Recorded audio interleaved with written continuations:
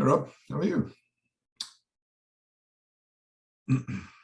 Hey, pretty well. How you doing today?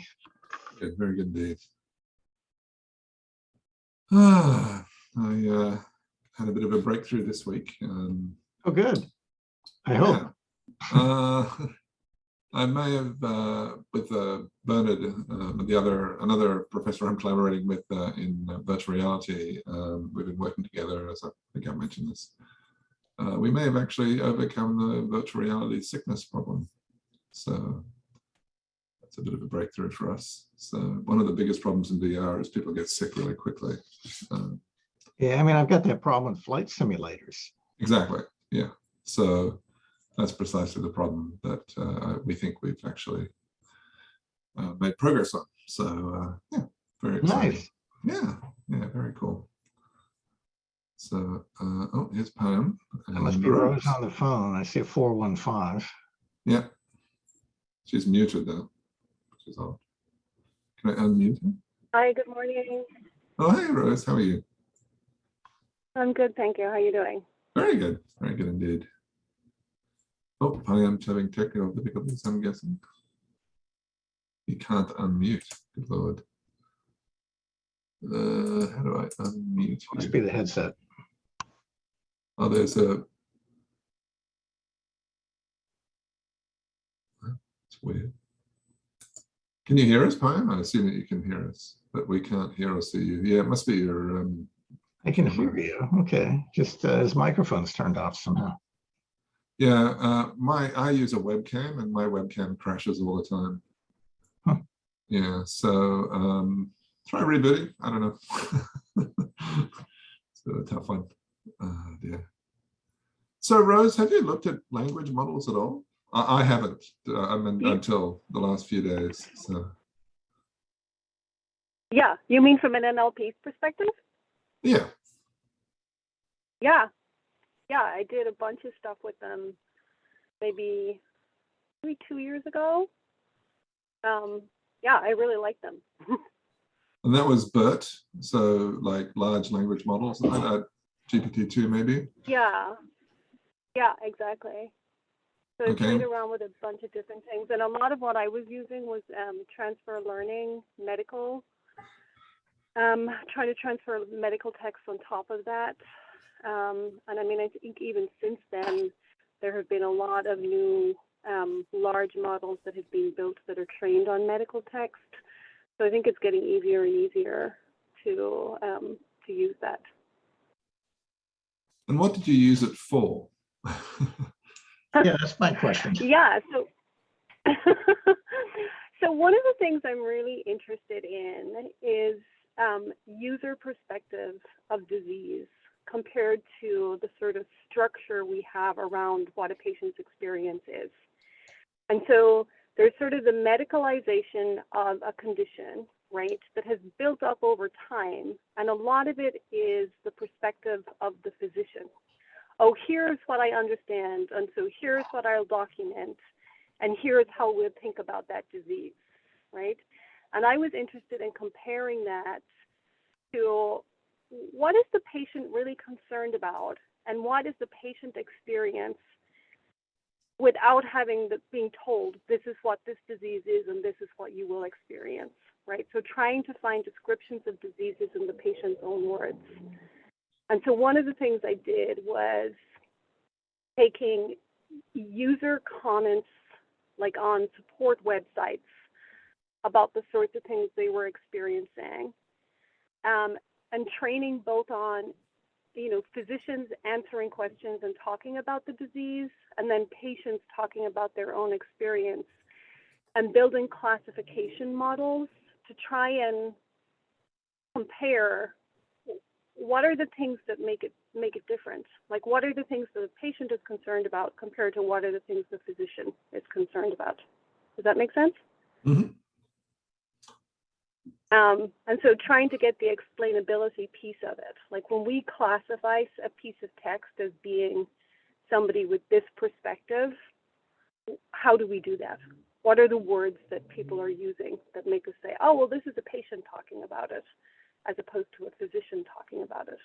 And again, in the particular situation, these are very These are very savvy patients, right? They've been in the healthcare system for a long time, and so they'll talk a lot about medications and about hormones, specific hormone names, etc. It's not that they're talking completely naively about it, but just that they have a different perspective of it. Pine, do you have any, what have you used NLP to actually do? I know that you've spent some time on NLP. Yeah, I mean, NLP is probably one of the most incontroversially useful technologies that has come out of deep learning. There's some really, really very easy to express cases where you couldn't do before with the classical NLP. So all my experience has been with the deep learning NLP. And as far as I can tell, the classical NLP is completely obsolete. There's really nothing you should do. This is not, for example, true for vision. There is still classical vision algorithms that might work better or might be faster to process. But NLP, I think, has been completely surpassed, taken over by deep learning, specifically these transformer models. They just basically, they're orders of magnitude better than previous models that were really, really complicated and maybe more explainable, but just can't perform. But in terms of what I did, so what I did was I've used it for where I was at Unbounce. So I use it for text generation. So for text generation and classification. So the idea was they wanted to generate headlines for companies. And so we had a big data set of different headlines, different sort of text that people had generated, and how they performed in real life in terms of the conversion rate of the customers. So there was a classifier that would take a text that tell you how well we think it would perform for a given industry. And then we couple that with a generation. So you can generate it from scratch, given some keywords, and then classify it and maximize it. So basically you'll be automatically generate, I guess, ads per se. It wasn't really ads, but headlines that would perform best. But that was just scratching the surface. I mean, technically, the reading comprehension level of a big language model is first year, second year college student now. You can give it a text, you say, summarize it for me, and it will just summarize it way better than a typical university student would do it, that capture all the important things. You can use it to generate paragraphs that are more well-written than a typical human would do.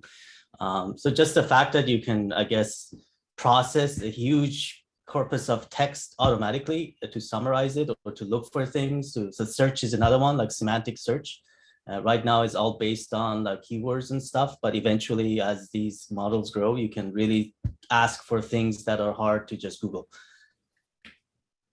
So these are just some examples. There's the technology behind the NLP, which is these transformer models. They're even more useful. You can the AlphaFold that was used for the protein folding is all based on these language model type of things. It's basically you have a sequence input and you have a sequence output, and you find a sort of a relationship between each word in the first sequence to another word to the second one. And it doesn't matter. I guess there's a limit to how large they can be, how long they can be. But it basically goes and finds, so it gets the context by relating every word to every other word in the sequence in a principled way so that you can map between two sequences. So it's super useful in biology for obvious reasons. And people have started using it in vision and other things as well. And I believe Rob wants to use it in economics. Yeah, for sure. You can, well, I don't see why not. The only thing is they are data hungry, right? So basically, compared to convolutional neural nets, so in convolutional neural nets, you put in some more assumptions about the translation invariance of objects in images and things of that sort, which makes it more efficient. Transformers have very minimal, I guess, inductive bias, as they call it. There's very few assumptions, which makes them powerful, but at the same time, they need a lot of data to connect everything to everything. So that's the only, I guess, drawback in language, because they basically trained GPT-3 on the entire internet. They downloaded the entire text in internet and trained the model on it. It costs, I think, $100 million. So that's their data set. So for a smaller data set, might not be super useful to go to transformers. I think, again, the problem with it is that the sort of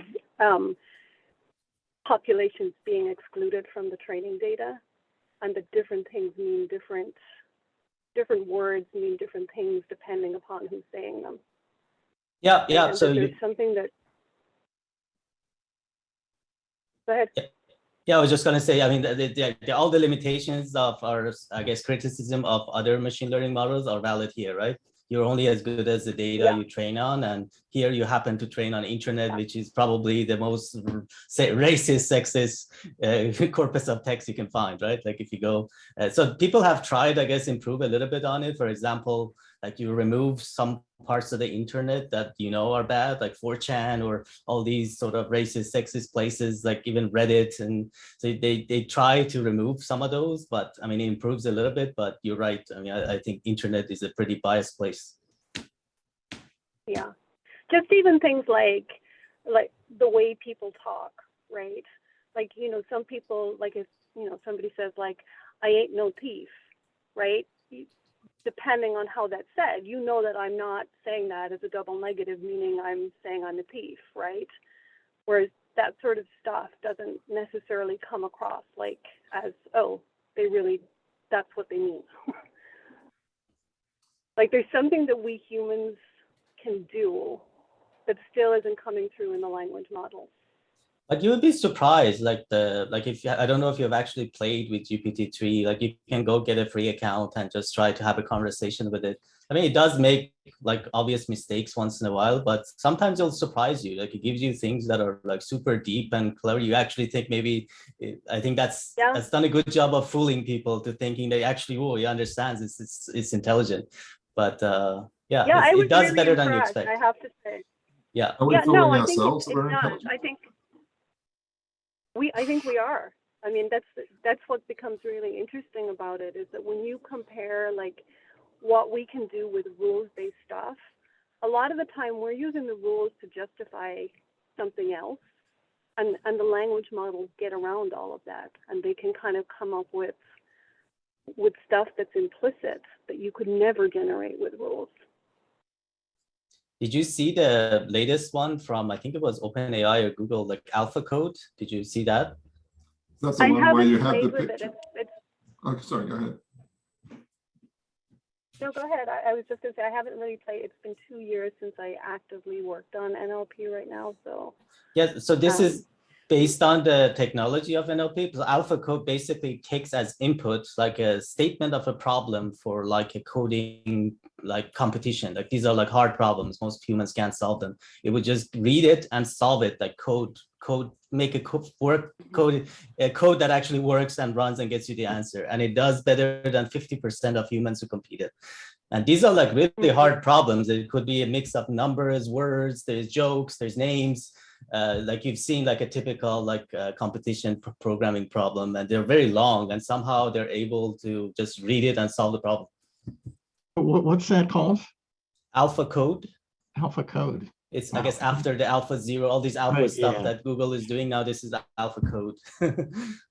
You should also check out an incredible model on 2-minute papers called Glide. I've heard of it, yeah. It's Glide allows you to take a picture, to paint a region of the picture and say, put a corgi there. And it puts a corgi in the picture and it looks like it's part of the picture. And you type in words. You know, it's just mind-melting. And it's all attention-based, blah, blah, blah, blah, blah, GPT-3, all that stuff. Yeah, I think these are very, very gee whiz wow stuff, but I'm actually going to try and pull this back to some philosophy if we can, just a little. So is philosophy dead? Like, do we even need philosophy anymore? Because these language models are not using prior, like they're not based on religious texts or anything like that. They're not based on any historical learning per se. They are just algorithms. They're just codified systems that you pour stuff in one end and you get stuff out the other, and it's pretty good. Like, do we need philosophy anymore? What does that have to do with philosophy? Why do you think that means we don't need? Yeah, I don't understand either. So what's the point of, okay, so let's go a little bit deeper here. So Kant talks about perception and apperception, right? And he says that our ability to detect our internal state is very poor. Okay, now I can go into gory detail into why that is. But like when you take the doctor-patient relationship, when the doctor asks the patient a question about how they feel, the patient is essentially trying to listen to themselves, right? They have their language mind, they have their kind of logical frame. And the doctor asks them a question about like, does your left heel hurt? And you kind of have to go into this kind of internal sense state where you try and sense your heel, and it's very poor. So Kant's point is that our ability to perceive our internal state is actually really bad. And the argument that's used by doctors is that they can gain more information not through apperception, but through perception, by directly observing from the outside the patient, looking at features that they can observe that they're not using their apperception to detect within themselves, but to objectify the patient and to essentially try and analyze them as a mechanism. And so this kind of analytic, this exterior kind of third person view of us as mechanisms is exactly what the language models are doing, right? They're just saying, well, you know, I don't care how, you know, I don't know what your internal state was, and that's not relevant. I'm going to ignore all that, just like a doctor. And I'm just going to perceive you analytically and make predictions about your state without even bothering to check your internal state, right? Because your internal state is so poor that you might as well ignore it. Like, don't ask the patient anything. Just, you know. I don't think that's what, I guess I have two things to say about that. One is that the piece I find more interesting about it is the external observer. What they're doing immediately is they're not actually looking. Oh, can you guys hear me still? Yeah, absolutely. Yeah, sorry. They're not looking and just perceiving what's there. They are coming at it with a priori something, right? They already have a model that they're going to fit that patient into somehow. And that's where I feel like the philosophy part of it is really important, is for us to understand what it is we're doing when we think we're perceiving. And I think this is a particularly interesting one, right? Because depending on what specialty you go to, that same disease will be defined and subsequently treated in a different way because of the observer's model with which they're looking at the patient. Right? Right, but if I somehow magically go and find an infinite amount of data, it's a very clever model, and I train it in a black box way, and it can give me better predictions. Yeah, I'm not disagreeing with you with the power of what a language model does. So, but it's just this idea that the observer is just observing objectively. They're not. They're observing with a particular a priori model, right? Yeah, that's absolutely right. And so I think the language model can do something more powerful than that. And then back to the ignoring the person's state, that's a question of their perception of their own state, right? But even their perception of their own state, any interview with a doctor starts off with, "Tell me what the problem is." Okay, right? but so I'd be curious to run a test where we have people with a disease and they go in and they give false apperceptions to the doctor and see if they came up with the same conclusions. I mean, is that process of quote unquote listening to the patient actually listening, or is it more to get them calm and to essentially move them into a mood where they would be willing to let the doctor do what the doctor needs to do to make their own assessment independent of their own internal apperception? Because apperception is very poor. A personal perspective here. I was having back issues a while back, and I must have gone through 4 or 5 different physicians, and they all knew precisely what the problem was, and they all knew precisely how to treat it, and they were all precisely wrong. Yeah, I was gonna say even something. Objective. Okay, Yeah, so go look, ahead. I figured out the problem myself. And the problem was I was actually sleeping with my legs crossed. Ah, I changed that, and then a month later, the problems had dissipated. But no, it was very interesting to go through that. And one physician, he said, well, your back has this abnormality. And so I posed a question to him. Okay, of the people who have this type of abnormality, how many have these other problems? And he said, I don't know. And I said, yeah, you should go study that. And he did. And he found out there were a bunch of them. So basically, his prior model had very minimal predictive power. Yeah, I was going to say something exactly along the same lines. I have a couple of chronic conditions I've had over the past 10 years. I've seen lots of different doctors, and what has done, no offense to doctors, is that it made me like completely mistrust everything they say, and sometimes with a great confidence. Like sometimes, like literally by Googling, I can do better than they could do. They have some, they're busy, they have other things to take care of, but some things are legal issues. Like if somebody comes with a particular problem, they have to go through a certain procedure that they can't really do what they think they should do. So yeah, I would totally take a deep learning model over any doctor. Like all this stuff about their experience and prior, like I've seen such a high degree of like lack of common sense, and maybe I've just been unlucky, but maybe out of the 20 doctors I've seen, one of them was really good. So it's a huge variance in like, it's hard. You shouldn't say doctors. Some doctors are good. Most of them are really bad. So I think it's simple machine learning model would beat them. So yeah, so Rose, how would you design a language model to try and address the problem you posed? I mean, this is a really hard problem to solve. And I think this is why I'm so interested in patient perspective of disease as opposed to the medical standard of care perspective of disease, because we've built these huge systems and ontologies, and really we've built them on very shaky foundations. When you look at a lot of the underlying research that was done for conditions that are the most treated conditions, they were studies that were done back in like the 60s and 70s where there were like 10 people in the sample. And then we just keep building on top of that. And so we have these views of what a disease is that's based on shaky research from the very beginning and sort of icons in the field who, you know, they had a very limited number of patients. And then we try and apply that same knowledge to patients that are completely different.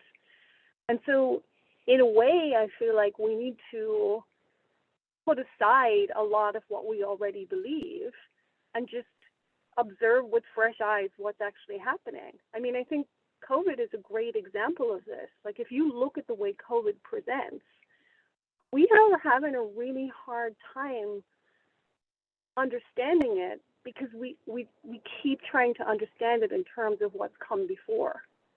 And we're not actually looking at how patients are presenting right now. So how would I design a language model? I would love to just get people who are chronically ill and just have them talk about their day-to-day experiences and get vast amount of data in that and throw away the disease model and just have people talk about what it is, you know, what it is that's troubling them, what's gone before it, like open dialogue and see what would come out of that. But it would take, you know, it's a huge effort to try and get that amount of data.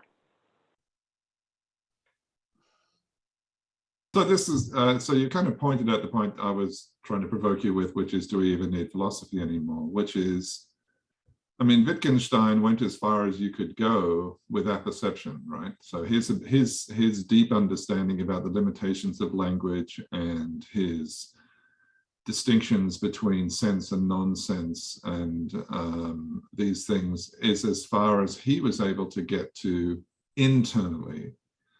And so we've shifted away from this internal view to this external view with machine learning. And part of the work that I'm doing is to try and build a bridge, a better bridge than language to system one. This is very subtle, but are there other ways that we can enable people to perceive themselves better, right? Can we give them a virtual reality experience, put them in what do they call it, the float tank, an isolation chamber, and train them to essentially have a better internal sense of self so that they can essentially self-assess far better than they're able to in this noisy, you know, cell phone notification, bing bong world that we live in. We have no ability to just quietly sit and listen to ourselves or to try and explore how we feel about things, because that's just not in the modern culture. You know, oh, look at this amazing news article. Oh, they've invented this new thing. Oh, look at this. Oh, look at that. All of these things pull us in different directions, but we don't ever actually sit back and try and sense what kind of impact these things are having on us. As individuals. So I guess where I'm trying to go is the distinction between good internal sense or inner sense, as Kant calls it, versus this current just responding to the environment, if you will, right? So we need to potentially, these patients who have these chronic conditions, like Rob with his back pain, he quietly, you know, sat down and internalized it and made a self-assessment and made a self-diagnosis, and that worked for him, right? So here's a, I guess, philosophical question related to that. As far as I know, I haven't heard a good answer. I'm curious what you guys think. So do you think language is the primary mode of intelligence? Because people argue about that. Like people say, I feel like it's a secondary. So you know how they say like a picture is worth 1,000 words. Somebody shows you a picture, you don't have to put words to it necessarily, or different people could put very different words to it, but it's still something you understand. And also the feeling of sensing of your inside state, it could go well beyond language, right? So language is just a very low fidelity way of expressing what's going on in your mind, right? Right. I don't think people agree to that. I mean, some people think if you make a language like GPT-3, you make it GPT-20, which is whatever, 20 times bigger, eventually it'll become intelligent. But I think that's impossible. Like this is like learning to imitate intelligence. So that's the second thing. It's like goes back to Turing's paper, like imitation game. So if you could build a machine that perfectly imitates intelligence, is it intelligent? Like, you know, if you go simulate like an ocean using fluid mechanics and your computers, have you actually made an ocean, or have you just made a simulation of an ocean? I guess to what extent a simulation of intelligence is different than the actual intelligence? And I don't think people know the answer to these. So these are, I think, very deep philosophical questions that I think the answer to them like totally changes our perspectives, right? Mm-hmm. I have a lot to say on that. Anyone so else? Whenever you take away, I guess what I was going to say is whenever you take away dimensions, you've already lost the thing itself, right?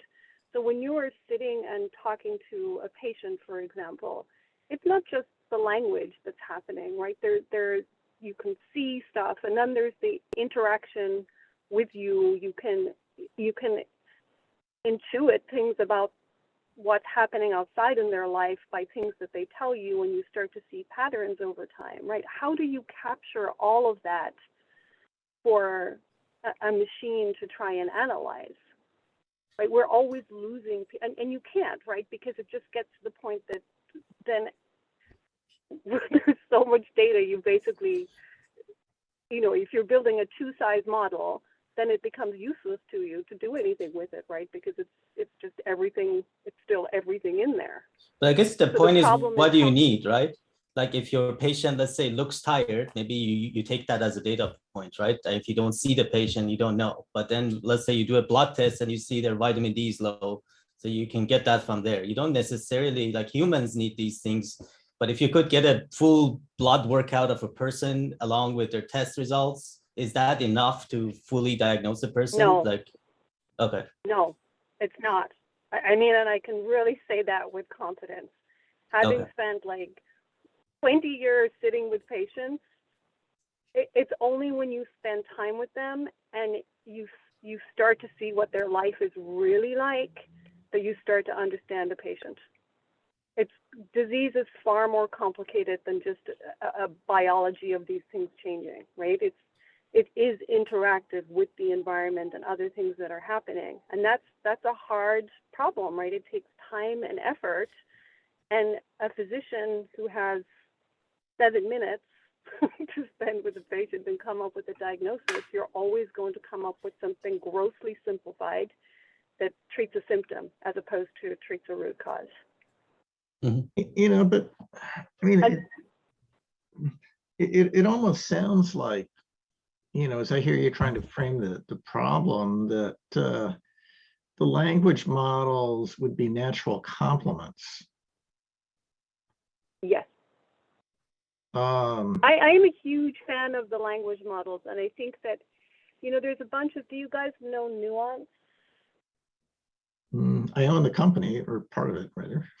I think Microsoft has purchased it now, but like they're doing NLP products where instead of the doctor writing notes, the software tries to listen and capture everything that's going on, right? And that in my mind is hugely powerful, because then we start to hear what the patient actually said as opposed to how the doctor interpreted it and tried to write it in the note, right? Because then the doctor's a priori model ends up coming into play as opposed to what the patient was actually trying to communicate. And so it's kind of the hammer nail problem, right? Oh, I'm a hammer, there you are, you're a nail, right? And so I think the language models can be very useful, but that in itself, I don't know that it's going to solve the problem. I think there's something about agency, and I think you were touching on this, Rob, that like the patient at the end of the day is the only one who can truly understand their context. And trying to hope that anybody outside can objectively understand it, I don't know that can happen. The best you can get is have somebody else be, and it doesn't have to be somebody, something else, give you a perspective of some pattern that they're seeing. And then that has to be integrated with everything else you know. But there's a little bit of a pitfall too, like also being a patient just from personal experience. I go to the doctors already having a hypothesis of what's wrong with me or what's the problem by reading or by just thinking about it. And a few times I've been like surprised to find out I was completely wrong. But the way I explained things to the doctor, like I thought I knew 100% that what needed to be done. Like I was confident. And so all my answers were colored by that perception of like a wrong perception that I had. And I was lucky enough that it was a good, more experienced doctor who said, no, you're wrong, you do this. And I did it and it was good. So it's a tricky thing. So it's not just that the doctors need to listen to you, but you could also fool yourself as a patient and influence the results, right? Absolutely. I mean, that's the whole problem with a priori anything, right? You have started to change the nature of the problem. And so being able to observe things as they are is a huge part of why philosophy is still relevant and important to this. That is a harder thing to do than we really realize. We have this notion of objectivity that I don't know that it actually exists. It's really hard to do. We come at everything with some preconceived model. And when you see that with patients all the time, right? When they read about a particular disease on the internet, then they start to define themselves in terms of the disease instead of what really is the core problem.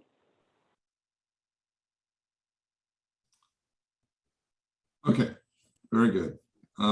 So is there literature on this that we can find, that we can read, that will educate us, or have we just wandered off into a blind spot and there's no there?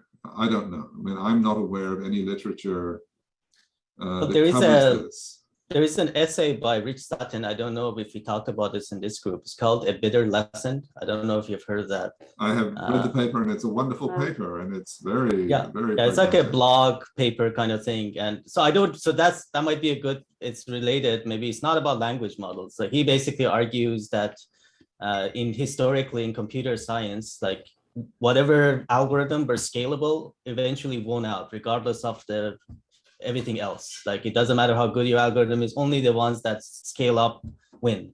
So the question here, I guess, is in language models, like, do you win by do we eventually, if we keep scaling these things up, do we eventually get to a point where we don't need philosophy per se, or we don't need a high level understanding because they keep track of every little things in a sufficiently good enough way that you don't need any other stories, that the context, the a priori knowledge, because you can predict everything perfectly. Like the question is that the direction, or do we still need these compressions that we do in our minds to make sense of things? And so he argues that scale wins at the end. And I don't know if I agree with him, but it was an interesting sort of pick. I think scale wins because it creates the reality, right? And the popularly accepted reality. But then you're going to always have people who don't align with that, right? And I think that's a big part of what we're seeing right now, is this belief that we know the answers and we have a solution that works for everybody. And then there are people who are outliers to that, who are like very frustrated, and it creates a lot of conflict. Well, I So guess scale will get you. So I guess my understanding of scale would have been that it would be like personalized, right? Like you give your conditions and it can figure out from your bloodstream and your whatever, all the little things that you can potentially measure. It will tell you exactly what's wrong with you with like 99%.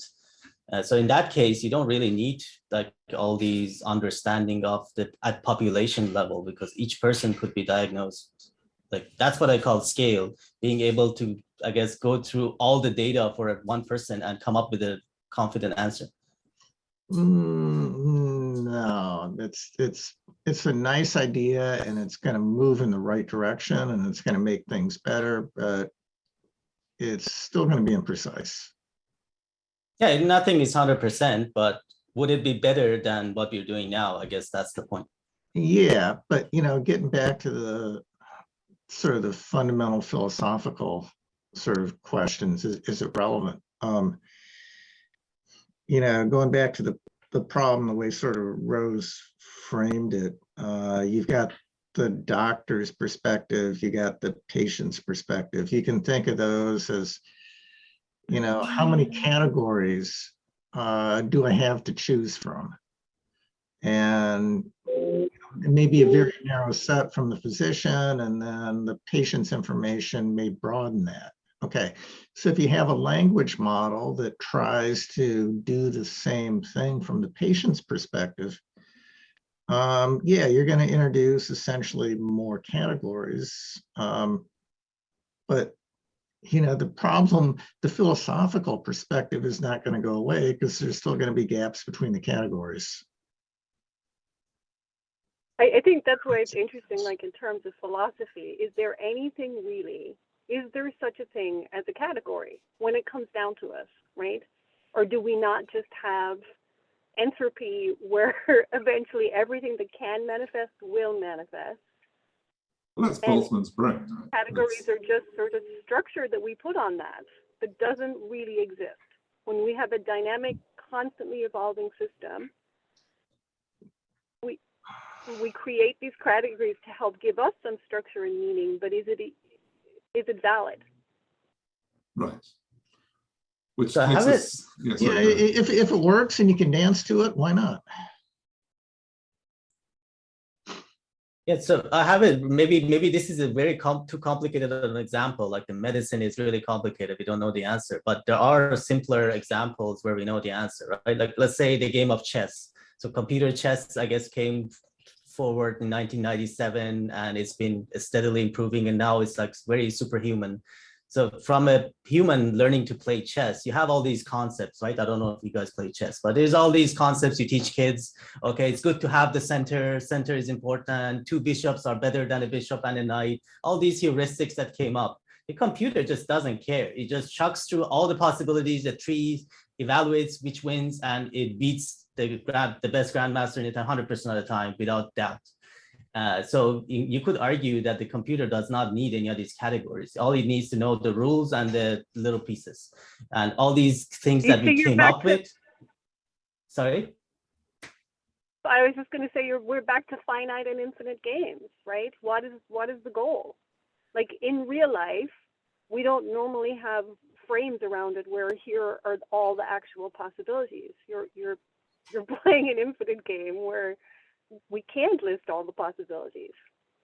Yeah, I mean, so chess is a limited world, but I think the still, like, if you want to solve the game of life, that's a different story. Maybe the possibilities are endless, but if you want to diagnose and fix a disease, I would say that's not infinite possibilities. There is a limited number of possibilities. Actually, I think that's a really good case to look at, though. So how do you, in terms of playing the infinite game, how do you maximize your health? If you focus on solving like a particular problem at a moment in time, the solution might seem very easy. Yeah, in 90% of the cases, this helps the person, but then in 10 years' time, this other thing happens, right?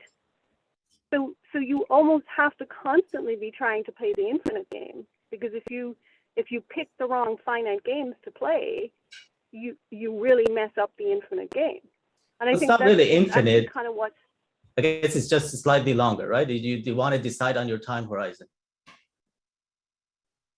But how do you do that?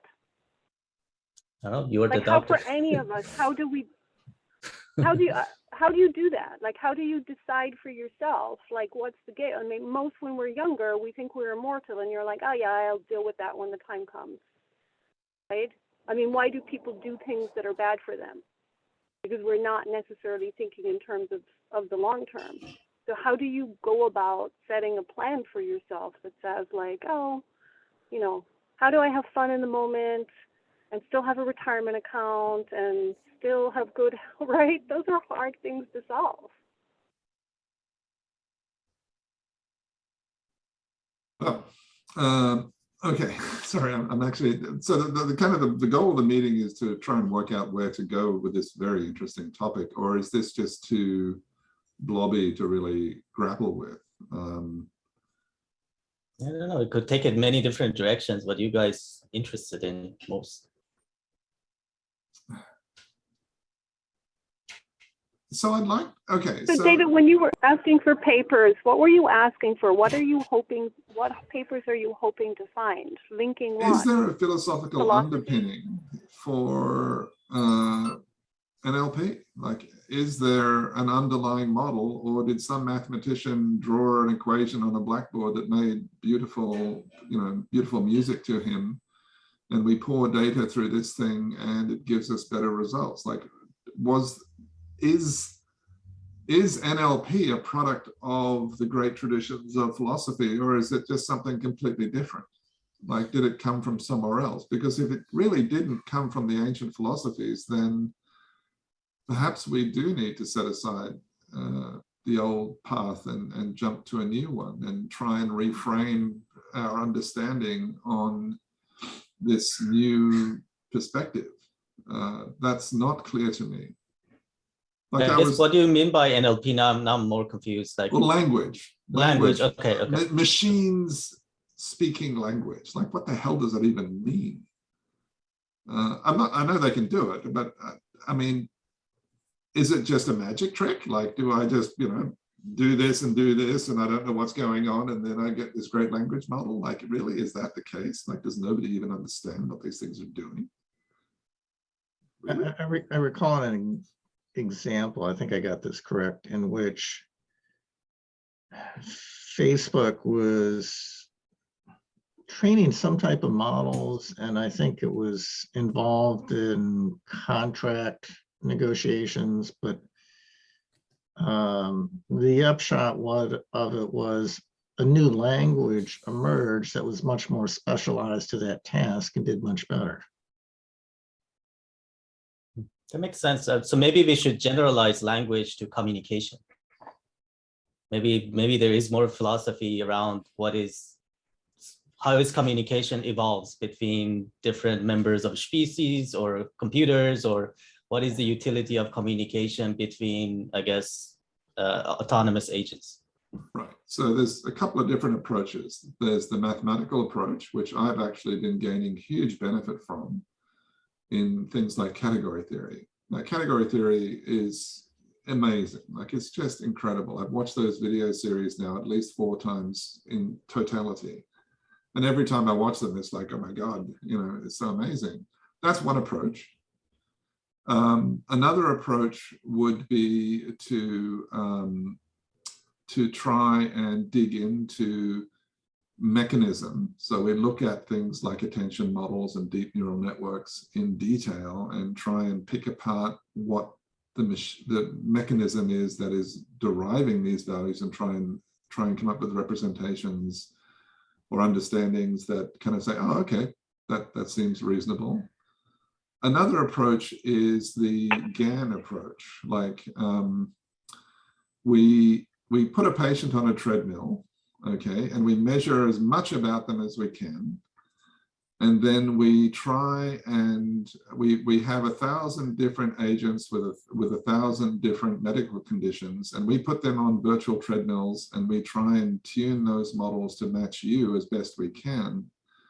And we try and find the maximum, you know, the best fit model for that patient. And then we don't diagnose the patient, we diagnose the simulation.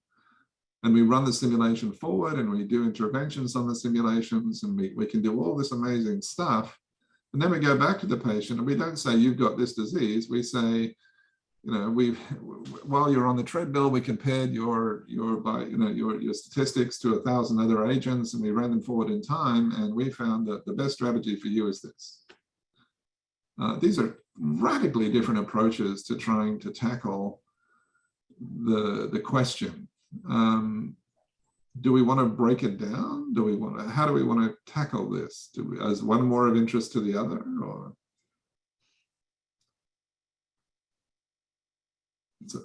I feel like when we get past Wittgenstein, we kind of go into the void, and I'm trying to build a map.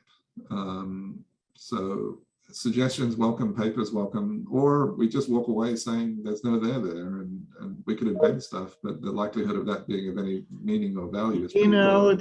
It's kind of like we know a little of the territory, but we don't know the map for where we're going. For sure, but is there a map to be had? Like, is there any literature out there that we're just blind to that explains all this clearly that we can just stand on? I'd rather do that than make shit up in my head, but that's fun too. But yeah, I would suspect so. I mean, you know, to be honest, if we're having this conversation now, I think a lot of other people have had it too. Oh, for sure, for sure.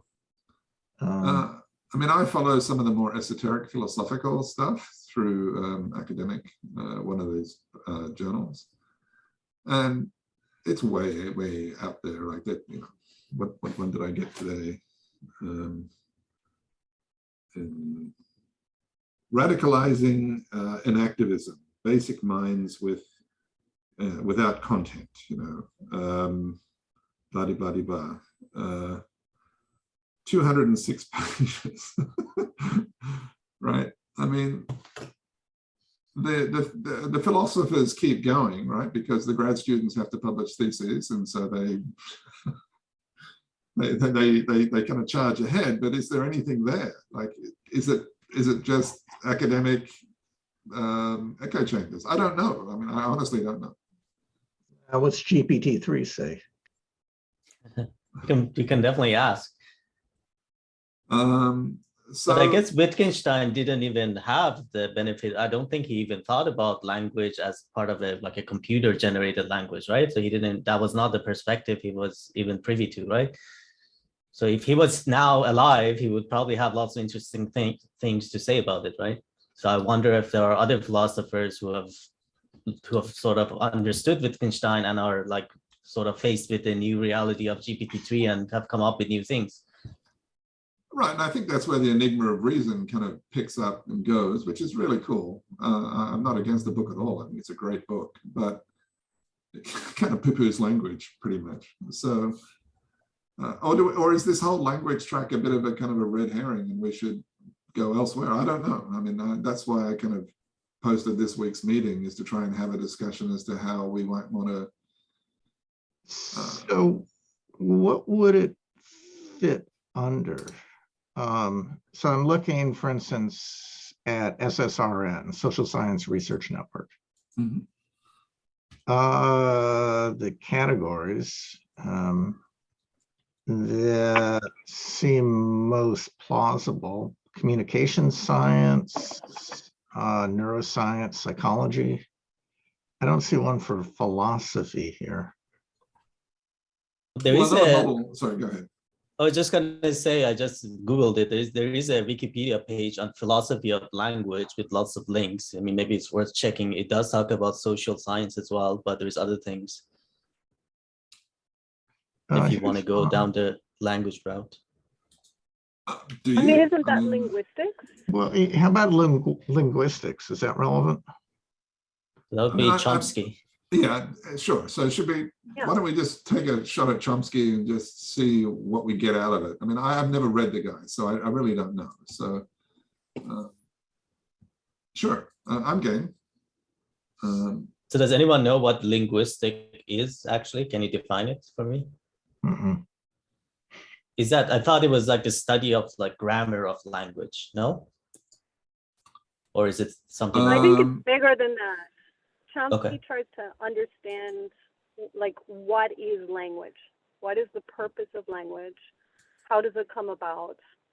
And we've talked before about that book, What Kind of Creatures Are We?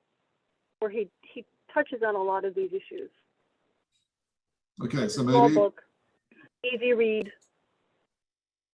okay, sure. All right. I bet Robin knows the answers. Hey, Robin. I doubt it. So we're trying to work out how to grapple with language models and philosophy, and if there is actually an intersection or overlap or a kind of a breadcrumb trail that goes from people like Wittgenstein and Kant into the underlying structures of language models, things like GPT-3 attention models, LSTMs, those kinds of things. And none of us know, to be honest. Like, we're all kind of scratching our heads saying, so if you have any kind of insights, unsalted insights, we'd love to hear them. So, Did you guys talk about Chomsky? well, that we were thinking of going there next. Do you think that would be a good port of call, at least to cover, just to see what he has to say? I mean, he seems like he's kind of in between the world of computational and philosophical in some sense. So maybe part of the bridge, maybe he has part of the keys to the bridge. I don't know. I don't know either. So, okay, so I think that's enough of a kind of a hint to take a run at Chomsky. So there is a Plato page on him. And Rose, you mentioned he wrote a quick and easy to read book called The Creatures That We Are, or something. Something like, I think it's What Kind of Creatures Are We, or something like that, that touches on a lot of these issues that we're discussing. The purpose of language, the link to biology, a priori knowledge. And he does talk a lot about Kant and Hume and relates it back to this. I think it's a really good read. I enjoyed it. Oh, okay, I'll blaze through that one then. Yeah, the one I just posted might have something in it too. Ooh. Guys, I'll catch up with you next week. I really need to go. I'm late for this other. Okay, well, thank you, enjoy Rose. the And we'll, conversation and All right. Thanks, enjoy- Rose. Have a good week. Bye. Computational philosophy, that's a new one for me. okay, so if we're going to talk about Leibniz, we have to talk about this one.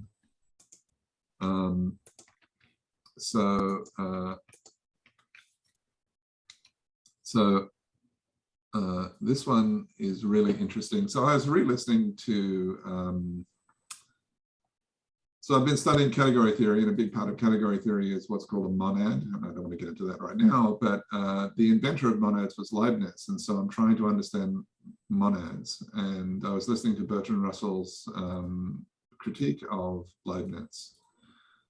And very interestingly, he makes the claim that, and it's in this article I posted,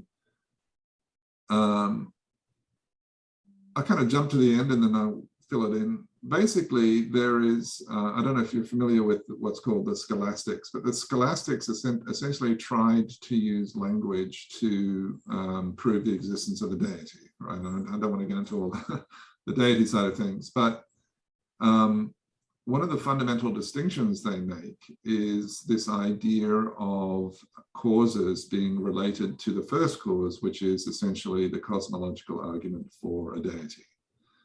So I was just wondering if Pearl, who is, and I watched the interview with him and Wolfram, I'm just wondering if he is just echoing Leibniz's, like the whole causal inference literature is actually based on the cosmological argument, which is actually an argument for a deity. So this idea of a cause and the cause being fundamentally distinct from a priori causes being necessary in order to, the idea that causes can't emerge from experience is really an argument, the cosmological argument for a deity. And it kind of threw my whole perception of causal inference into doubt, because maybe causes can be drawn from experience, like maybe they can, because the cosmological argument has been going on for 2,000 years of dogma in the Christian lineage. Of course, the problem is then at some point it fails, right? Because you can ask, where is the deity? What caused the deity? And then you say, oh, that one. That I'm not disagreeing with one you. I'm not. So it just falls apart immediately. But I'm just saying that we live in a world where we have 2,000 years of scholastic writings kind of being sprinkled into the academic literature, and we can't escape their effect. And I'm just wondering, like, this is where I'm started to really doubt this whole kind of, should we just be looking at the data and these models and try to build a philosophy or an understanding from the models without dragging all of the stuff from 2,000 years of scholastic writing into the picture that's just confusing us? I don't know, but I don't know to what extent Pearl is thought about those things. I think, I mean, you can, again, I think this is one of those cases language might be failing us, right? Because he talks about graphical models and for specific like purposes, like mathematical. I don't think he goes, I've never seen him go into like what caused the universe. That's sort of like a completely different. I know, but it's, I bet you it's kind of under the covers, right? Because another reading group, I know I don't want to get into it, but we've been reading a book by Sachs called On Morality. And it's very clear that the scholastics are all around us, right? They're everywhere. They're very much alive and well in the current era, and doing their best to try and influence academic literature in their direction. And I'm just wondering whether a kind of forget the past, start with, say, something like GPT-3, and try and build an understanding based on that as a starting point or as a new starting point would be an interesting exercise. I'm sure somebody's already had a go at this. So that's... I don't think you would want to ignore the past. You just want to, I guess, maybe we need some guidance as to which parts to ignore. Like Chomsky, I don't think we need to ignore because he's from the past. Like I would trust, or I would want to know what he says. Thanks, Robin, for posting that. I'm interested to follow up to see what he says. Well, I didn't know he actually had an opinion on GPT-3, so that's pretty interesting. But yeah, I mean, I don't think we need to go like 2,000 years back necessarily to get something useful, but cool. Okay. But I think completely ignoring the past and just starting from GPT-3, you're going to miss everything interesting about language, I think. No, I don't know. I mean, this is what I'm saying. Like, okay, you know, we've kind of done the current arc up to the current era with Wittgenstein. Like we've gone through Hume and all the other guys all the way back. Is there an arc? Like, does the arc continue, or does it just kind of fizzle out?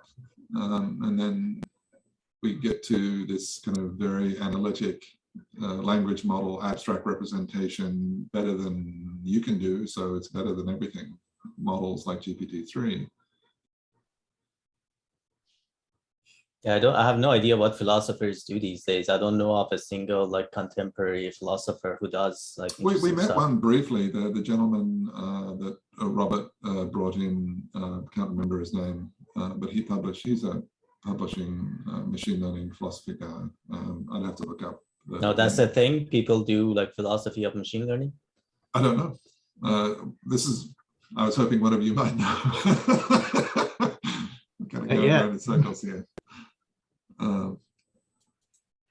Okay, all right. Well, I think what we'll do then is we'll take on Chomsky. So I'll zip through his book, and we will. I'll post the Plato article on him, and potentially some of the articles that Robin's coming up with that look really good.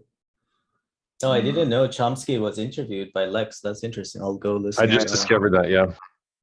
Yeah. Okay. And they talk about language particular because he also likes to talk about politics, but.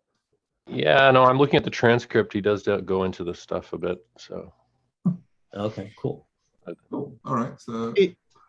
Can you send me the link for this? I'd like to listen to that first part again. A couple things I missed. In our conversation, or? Yeah, the first part of the hour. So Robert posts it every week after the fact. I don't have any ownership of this. I just click on the link that he provided. So okay. he posts it, but. Okay, good. Thanks. Very cool. All right. So I will post a link on Chomsky, and we'll pick this up next week. Okay. Sounds good. And guys, I will miss Wednesday's meeting. Sorry, I have another meeting that overlaps. Okay. So I'll see you next Saturday. Okay. Payam, I'll ping you on Vansec Slack. All right. All right. Sounds good. Okay. All right. Thanks, guys. Thanks. All right. Okay. See you, everybody. Bye.